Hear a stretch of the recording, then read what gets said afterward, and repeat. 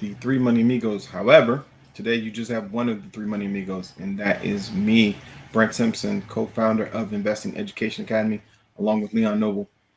We are missing Attorney Beverly Winstead. She's a tax attorney. She's at a conference, so she's furthering her education, making herself more valuable to her clients.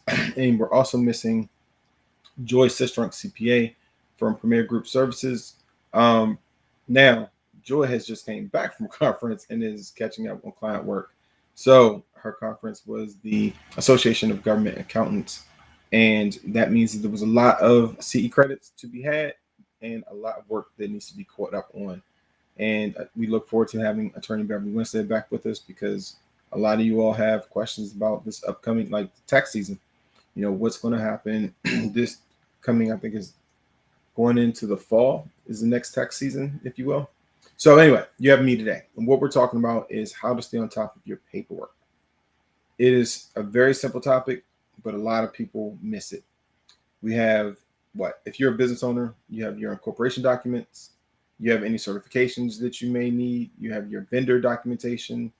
If you're depending on the type of professional you are, you have your certifications and your CE credits that you have to monitor. You may have business insurance, you have your credit cards, you have your credit statements, you have your credit agreements, you have your venture capital, your joint venture agreements, all these things, all this paperwork that we need to stay on top of. So the question to you is, do you have a system for how you stay on top of your paperwork? Now, if you don't, this is definitely a podcast you want to listen to. If you do, in the comments below, we would love for you to share how you monitor all the documentation that you have to stay on top of as an entrepreneur. Now, first, I want to talk about certifications. For those of you all who do have professional designation certifications and you have to do a certain amount of continuing education, how do you monitor it? Do you have a staff person, an administrator who monitors it for you? Do you have alarm set in your CRM or whatever your project management systems are? Or do you just hope that you'll mysteriously remember it? It might sound funny, but a lot of you entrepreneurs out there know you are hoping that you remember.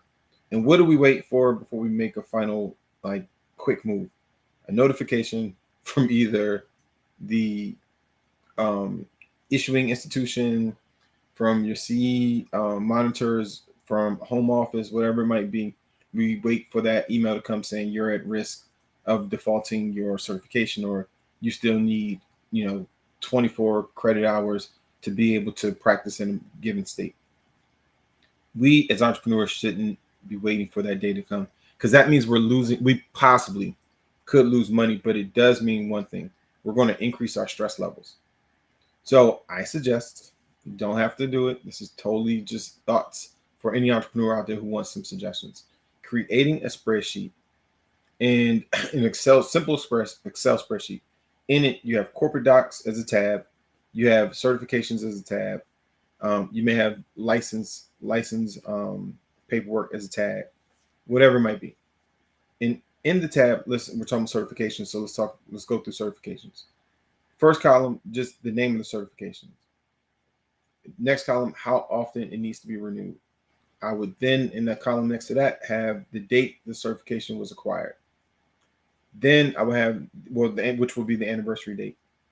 And if you can, I would schedule out as much as possible dates, maybe 2-3 years in advance. Renewal is expected. This will help you understand just at a glance what you have to stay on top of and how often you need to kind of jump back in and say, okay, let's get some CE credits for this certification. I need some CE credits for this certification.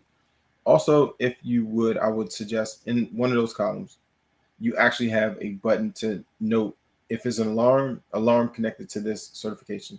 So it would be yes, no for each one of the certifications as you went down the list. Is an alarm set? Yes, no. If an alarm is set, then you're reasonably in good shape. If you have it in your spreadsheet, but you realize that there's a no for alarm set, either you need to set an alarm or you need to figure out the reason why you decided not to have an alarm for that particular certification and or designation. Now, if you have corporate documents, and I'm going to talk more so along the lines of your insurances. If you have business insurance, errors and omissions, whatever the type of insurance that you need for your job, what do you have set up to track it? I would suggest, again, very simple solution is in that spreadsheet, the tab marked corporate documents, listed document, all the things I said before. When you acquired it, how often it needs to be renewed. There should not be CE required for any certifications, I mean, not certifications, but licensed insurances. But if you do have an insurance that maybe it's renewing, I would put a column in there to say, has it been reviewed? Has the insurance been reviewed? The reason I would do that is along with the anniversary date, business changes. Your business has maybe grown, transformed into something different, into a completely new industry. That industry may have different requirements than when you first took out that particular insurance policy and or created that corporate document. So if you align your renewals with review, even if it's not you reviewing it, maybe at the time when it says review, you take it, you send an email to your attorney, to your board, whoever it might be, for them to review, see if there are any holes before you actually click the button to renew.